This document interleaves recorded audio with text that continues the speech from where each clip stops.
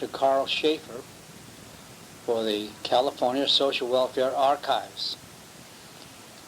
Carl was interviewed by Milton Goldberg, member of the board of the California Social Welfare Archives, on Monday, the 18th of May, 1994.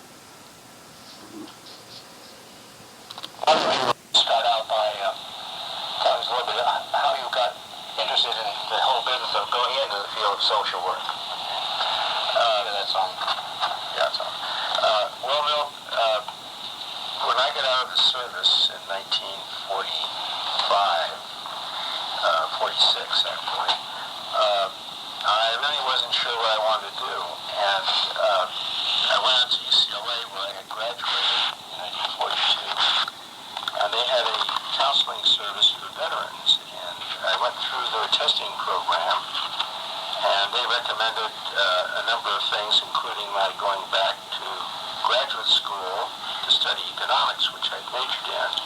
I wasn't interested in that, and he talked about other occupational fields, and one of them was social work. And I was curious about what social work was all about, and so he suggested I go see Arlene Johnson at USC, because UCLA didn't have a school of social work at that time. And in talking with Arlene Johnson, she asked me if I'd be interested in doing some volunteer work to see if I really was interested in the field, and she sent me to Blythe Francis, who was the director at LA Family Service.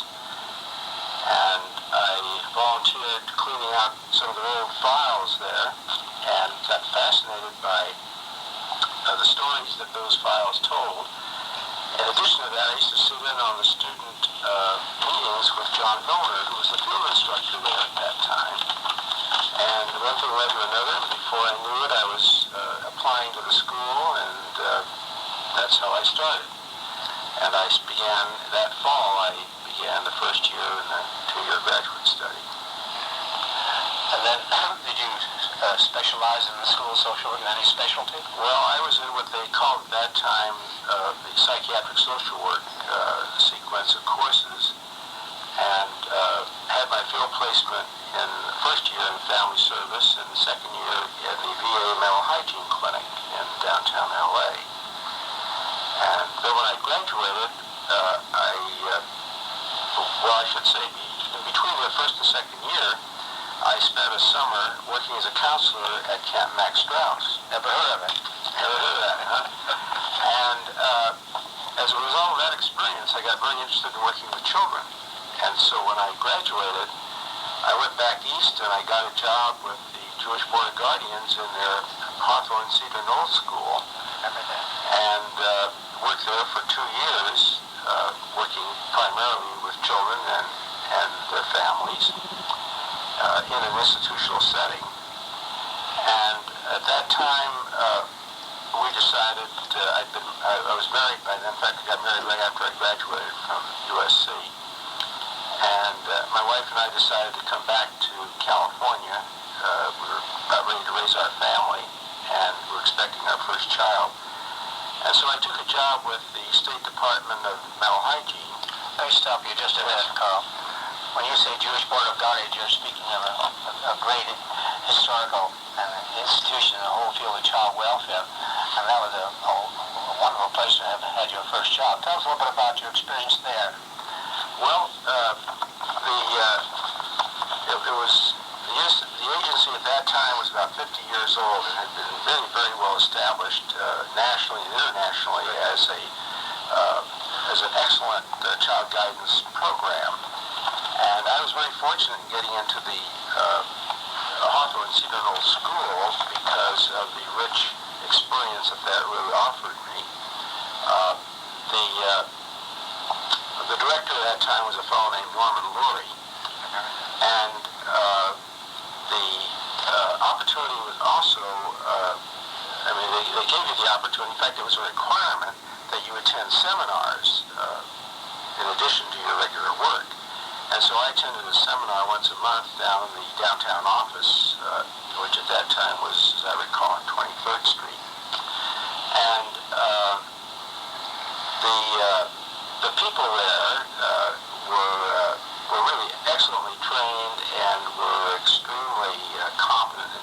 roles, and they were wonderful role models for me to try to follow. And I had excellent supervision. I remember particularly Hy Grossbard, who was the clinical director at Hawthorne, a wonderful man who later, for many years, taught at Columbia. And Frederica Newman was the director of clinical services at Jewish Board of Guardians at that time. So these were all people who were quite well known in the field. The reason I ask you about that is I had an experience when it came time to reorganize the Jewish Big Brothers Association. I became the executive there.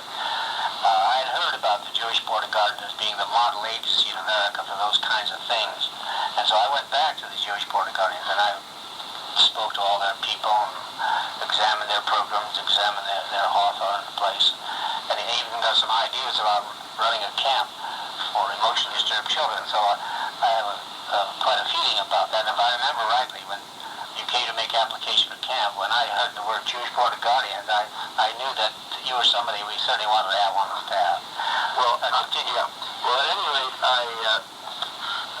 as I say, I left there, kind of reluctant to leave, but we decided that we really wanted to live in California. And my first job when I came back was with the State Department of Mental Hygiene in the Los Angeles office, and I was in their aftercare program, supervising mental patients who were on leave of absence from state hospital. And that was my first experience in working with a totally psychotic population. And I worked there for a year when the opportunity came along to get a job in Pasadena at the what was then called the Pasadena Family Service. And so I took a job part-time working in the evening about 2 or 3 days a week after my work for the state. And John Milner was also doing some part-time work there. In fact, he was the one that connected me with Elise Delafontaine, who was the director there. And every time I came there, she would corner me after I was ready to go home and start working on me to come to work there full-time. And she was a very persuasive lady, and the opportunity seemed really interesting to me. And so I took that job. I left the state, and I worked at what later became Foothill Family Service for about 7 years. And after I had been there for about 2 years, Elise decided to retire. And the board appointed me as the executive director, so I had an opportunity both as a practitioner and then to get some administrative experience as well. I felt after about 7 years that I had gone about as far as I could go in that agency. I was frustrated by the increasing waiting list that we were developing because we were giving good service and the number of people that we were unable to serve. And I was thinking of moving on to perhaps a bigger job, but then that would have meant moving away from the area.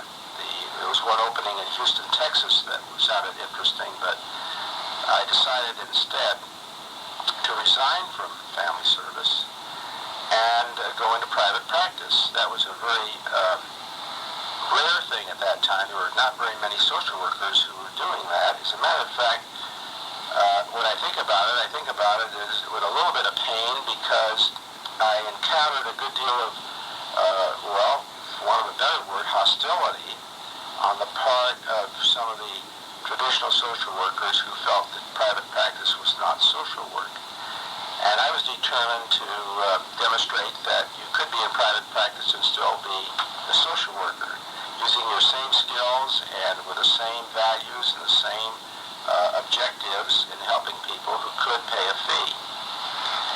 And as a matter of fact, I gave a paper in 1958 at the FSAA biennial conference back east, and that paper was later published in Social Casework, in which I described the differences and the similarities between my experience as a family service staff person and a person in private practice. And as I recall, about the only difference I could identify was that as a group, my clients in private practice were a little higher socioeconomically than the clients in an agency. And at any rate, I worked full-time in private practice and was quite successful, serving really a middle-class clientele for the most part. And then about 1963, I think it was, when Kennedy was assassinated, that event had a real impact on me because Jack Kennedy was probably 2 or 3 years older than I at the time, and I thought to myself, am I really doing all that I can effectively do just sitting here seeing a handful of clients, day after day?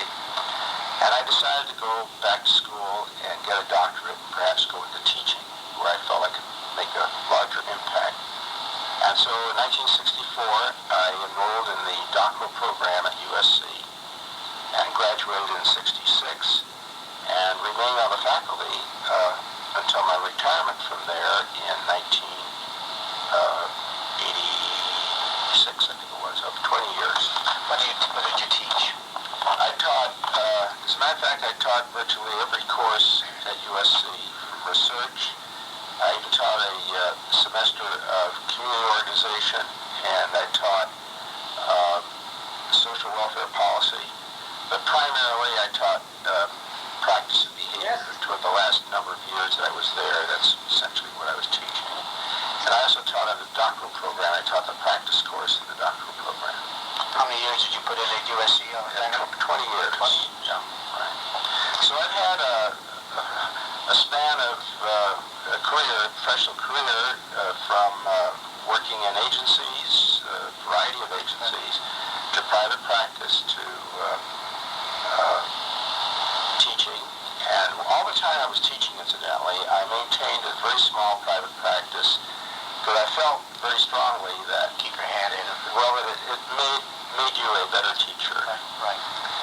And going back for a moment, let me say something about private practice. I always felt, and still do, that if agencies were able to provide the kind of income that any professional person should be earning, private practice would not be that much of an appeal. Most of the people that I know in private practice work in agencies and do this to supplement it, right? Remember that, I had the same experience in our agency. Right, and that's one of the tragedies of our profession, that it's never been recognized economically, although it's valued by our society, or we would be supporting the agencies that we have. Have you noticed in your whole career, and you've been very much related to children's work, have you noticed any significant changes in terms of the practice today, in terms of community organization today as compared to when you first entered the profession many years ago? Well, really, no. I think that the changes that I've noticed is that, for one thing, I think that we know a lot more now than we did about human behavior. And I think some of the techniques that are being used now are quite effective, more effective than perhaps they were back then. The principal technique that I used in working with children was what's come to be known as play therapy. But I think there are techniques in play therapy now that I think open up the child's communication even more effectively than we had then. But I've also noticed with some concern the movement toward the so-called case management approach to social work, where the social worker really gets more and more removed from the client directly and it becomes a kind of an administrative supervisor of people with lesser skills and lesser knowledge instead of that continued direct contact. Right. And I think I can understand the economics of it, but it does distress me. The other thing that's distressed me is what's happened in the whole field of welfare, where I can remember when people like Francis Feldman were in the welfare department. It was a very professional program, especially the child welfare part of it, where everybody had an MSW, and the welfare department was sending people to USC to get degrees and giving them stipends to do it. I remember that. And now you could shoot a cannon through a welfare office and not hit one MSW. And that's been an unfortunate development. How do you feel about how our culture, as far as children are concerned, is today in terms of and the kind of problems it creates for children and adolescents and all that sort of thing, and all the things we're struggling with now as compared to how it was way back when you first entered the profession and when you thought a lot of good social work would have solved all of these problems? I felt they would have solved all, they wouldn't have all this sort of stuff going on. Well, I think, unfortunately, social work has although we've attempted to involve ourselves in community organization, social work has really never been very effective as a community organizing influence. The changes in society are primarily determined, I think, by political forces rather than by social forces, and the kinds of things that we're interested in accomplishing are not very popular. We haven't got that slick sell technique that politicians have. And so as a result, a lot of our good works, I think, have been frustrated because they've just been overwhelmed by other trends that have been in our society. As far as what's happened with children, we've, in a very subtle way, since World War II, there's been a continuous erosion of the traditional family as we've known it. We now have a situation where, in order to survive economically, many families have to have two breadwinners. So the father and the mother both are working all day, and children are, at best, are under the care of a third person, usually not related to the child. And at worst, children are left to their own devices for hours after school until parents come home. And when the parents come home, they're tired and exhausted from the day's work and aren't able to give the children what families used to give children in the past. So and then coupled with that, we have this very insidious influence, the TV, which tends to influence kids in very profound ways. So the kinds of things they see on television become the models that they follow in developing their own life patterns. So you have kids at 14 and 15 who are extremely sophisticated about all kinds of things in the world that they're exposed to, but they haven't had the opportunity to integrate that properly. So that there's a pseudo-maturity that you see in them, but they're actually still small children underneath, and they haven't got a real grasp of how to cope with this flood of information that is given to them. For example, I think it's very fine to give children sex education. It's not only fine, it's important. But at the same time, if the child does not have the opportunity to discuss these things in meaningful ways, that information doesn't get integrated into a life pattern. Instead, it becomes just knowledge about how to do something.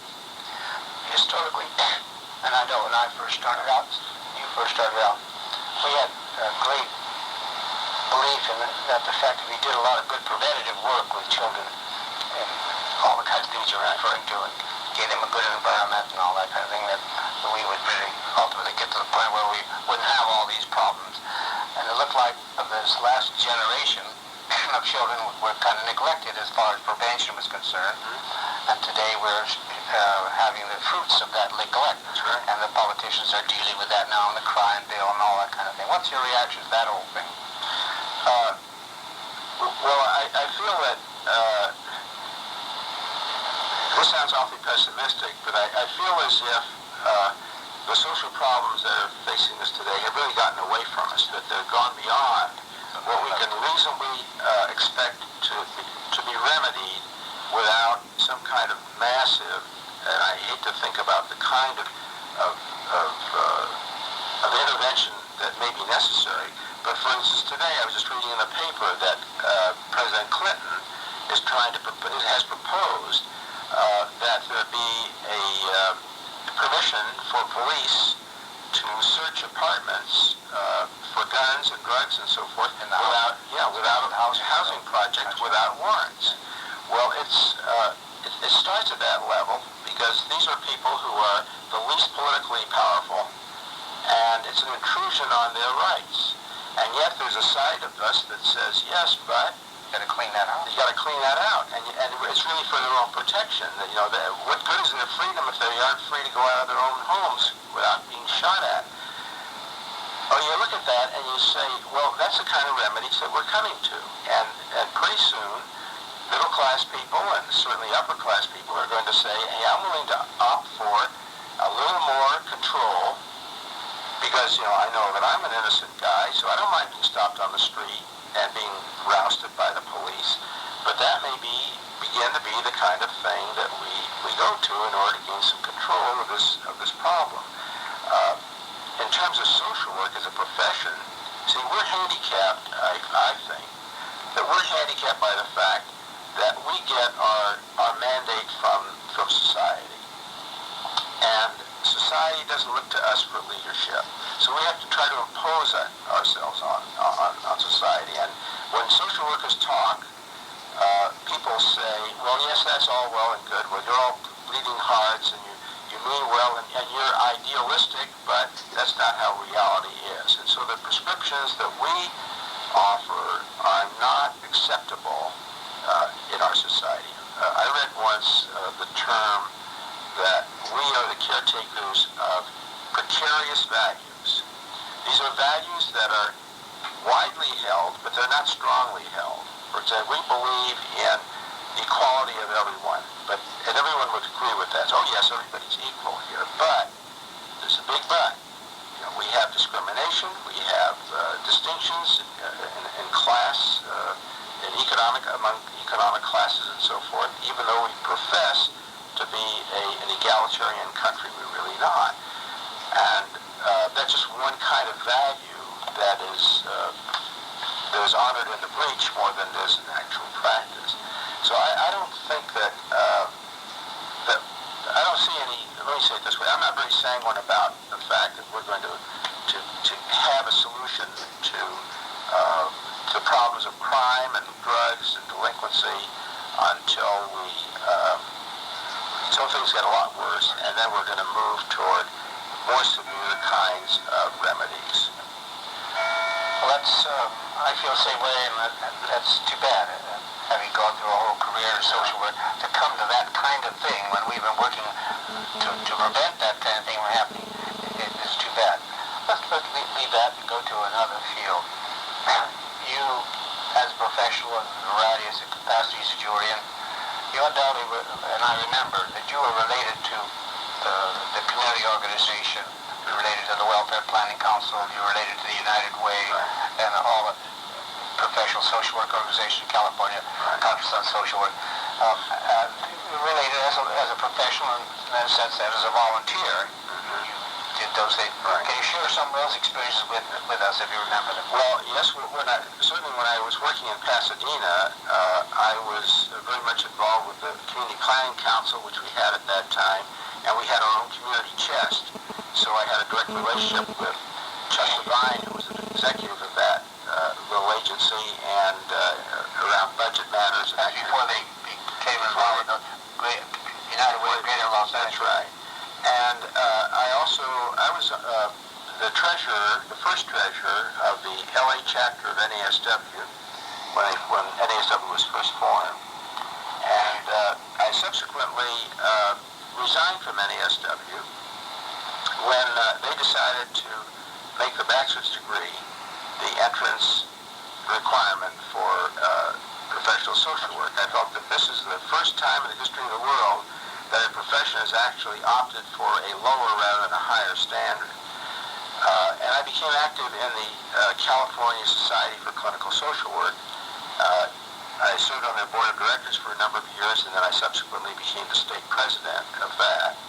I've also served on there's a National Federation of Societies for Clinical Social Work, and I served on that board.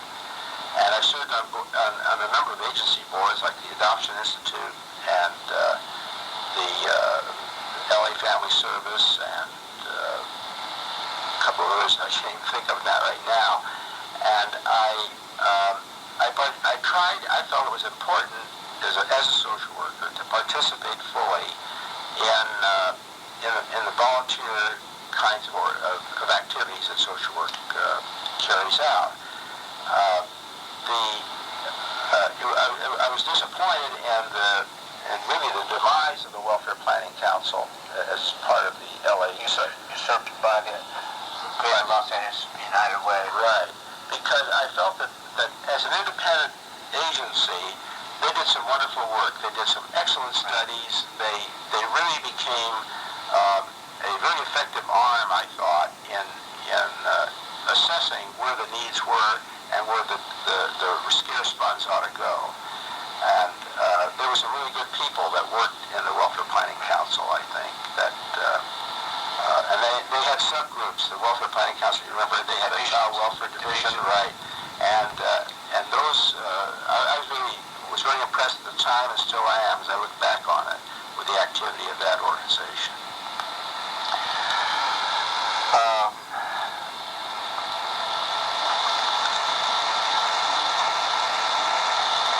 Let's hold that just a second. The question just slipped in my mind. Yeah. Well, this is off. Does that stop? That was okay.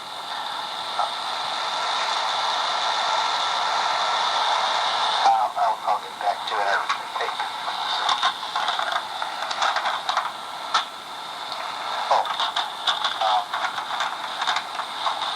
With one exception, most of your career was working in private nonprofit agencies. But you undoubtedly was related to trying to affect public agencies and to help raise the standards in public agencies. Can you share some of those experiences with you? Well, the one public agency, of course, that I did work in was and for only a short time, was the Department of Mental Hygiene. And I was really impressed with the way that agency was operated and the high standards and so forth. And they had an excellent staff. Guys like Manny Newman, Bill Wilsnack was the district director down here, and Nate Sloat was the state director. And there's some other agencies that I participated in, sort of public agencies like the probation department. I was a consultant with them for several years, and there too I saw some excellent work being done. But Milt, the thing that frustrated me about that was that it didn't make any difference if a program was really good or not. That was not a good predictor of whether it would succeed or be allowed to continue. An example of that was where I was consulting with the probation department about a special program that they had for probation officers were given very small caseloads, 30 kids, the most disturbed kids, the kids who were expected to be recidivists, to see if having a small caseload would succeed in keeping these kids in the community. And it was a very successful program. Instead of maintaining it, it was absorbed into the general offices of the probation department, eventually disappeared completely. In my own experience at Family Service, as we got better, as we gave better service, we got longer and longer waiting lists, but I was unable to get additional staff. As a result, it became a very frustrating experience to me to do that, and so I see that the quality of the agencies, public and private agencies in Southern California, which is the ones I'm most familiar with, I was very impressed with their standards, with their performance, with the kind of services they offered, but continuously I saw this frustration of not having enough to do the job.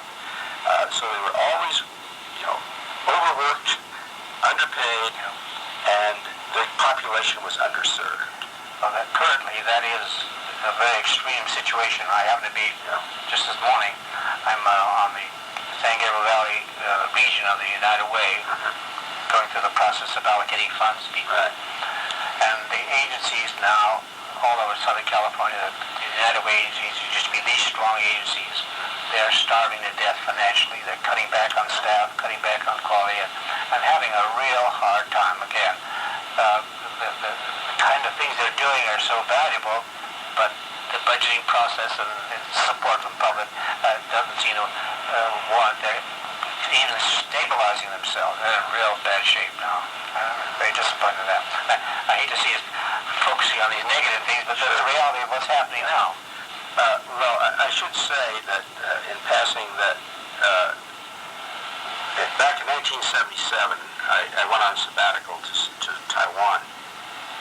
And while I was gone, my son, one of my sons, wrote to me, and he said that he's decided to enroll in the School of Social Work at USC.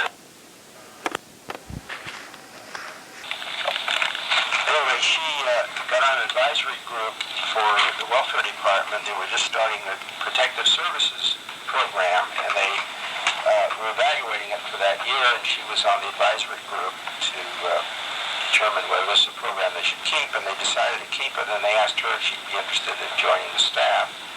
And so she started to work in Child Protective Services for the welfare department and worked for them for about 10 years. And then when that program, there was again an example where they had small caseloads of 25 or 30, and they were able to do effective work, and then they started to load them up with more cases. And so she quit and didn't work for a while, and then they asked her if she'd be willing to work here in Pasadena in the Huntington Hospital, and she ended up working there for about 6 years in the emergency room as a social worker there.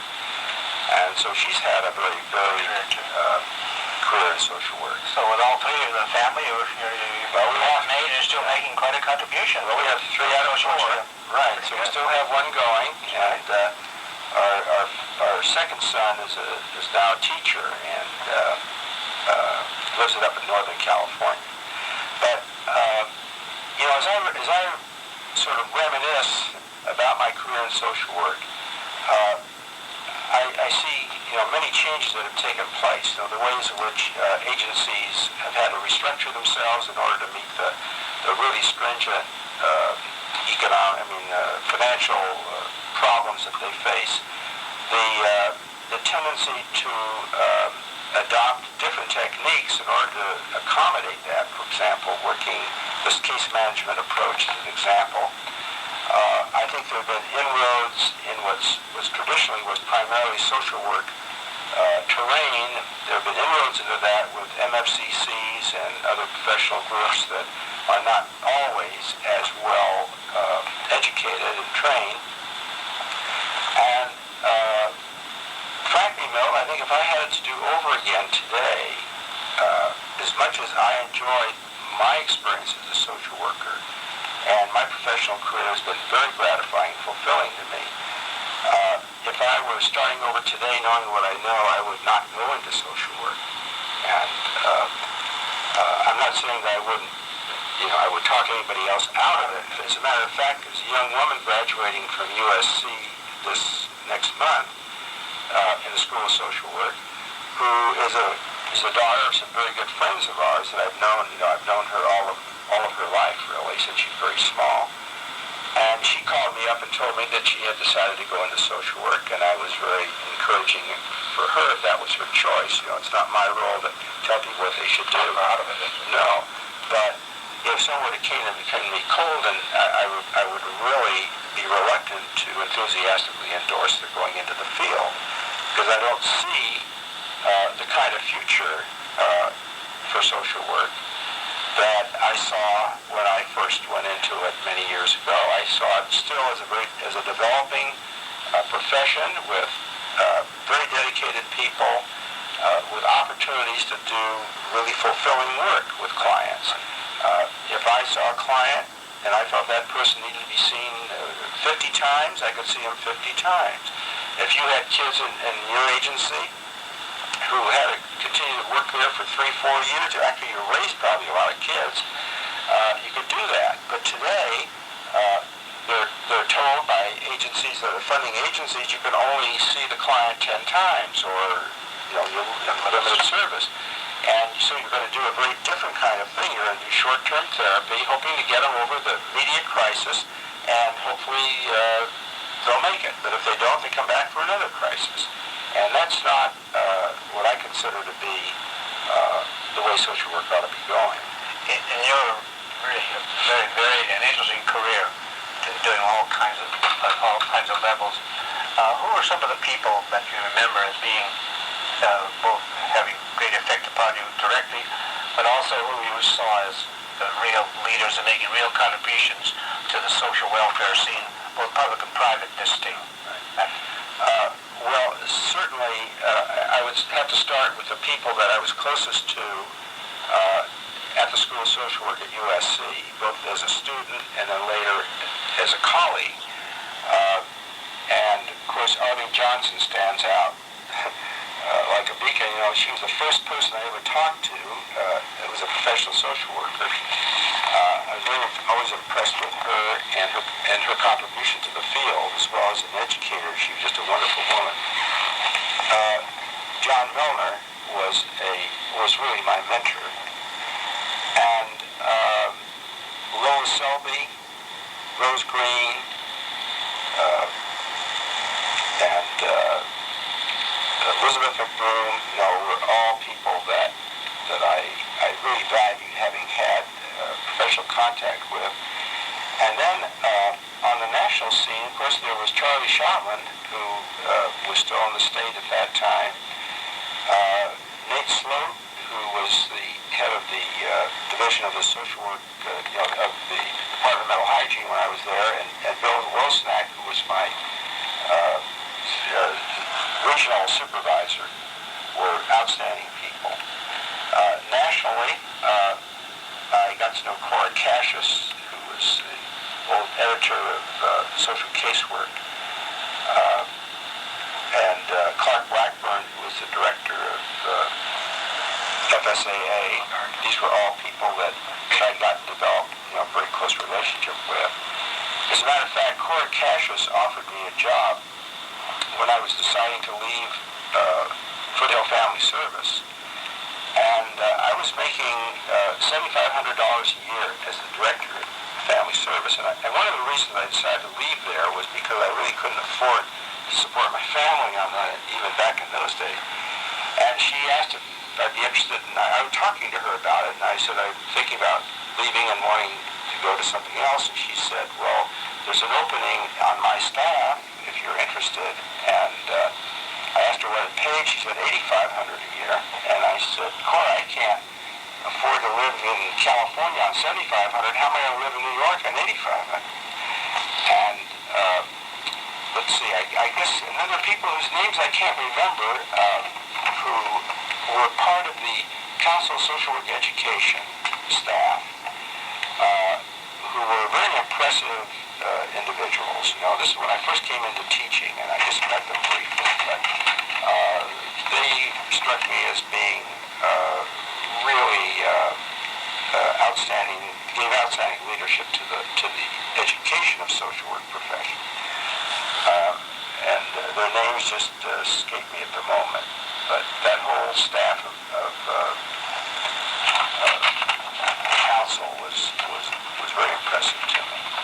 Well, you had a very fortunate career, and it's good to see it. It's very rewarding, because not too many people have rewarding careers. Right. I have to think one of those people also had a very rewarding career, so I can appreciate that. But you also, aside from a lot of people helping you, I think you undoubtedly have made quite a mark and influenced a lot of other people, students, fellow workers, people in the community, in contributing toward making things better for people, making life better for people, and making this profession a better place. And I think at this point we may have to just leave it at that. Thank you very, very much for what I found to be a very, very interesting interview, and I think will be very helpful for our archives as this report. Well, it's a very modest contribution that I can make, and it's been fun talking with you, Milt. And as a matter of fact, what I didn't mention was that you were one of the first people I talked with about a job, and just before I graduated, you offered me this job at Jewish Big Brothers, and I was really tempted to take it, but then this opportunity to go to So the Jewish Board of Guardians in New York came up, and he couldn't pass that up. And I was very disappointed that you didn't take it, Right. because it would have been a great experience. But I followed your career. I've been aware of what you've been doing, and you've made a real contribution, and it's been a great experience for all of us. Thank you very much. Sure.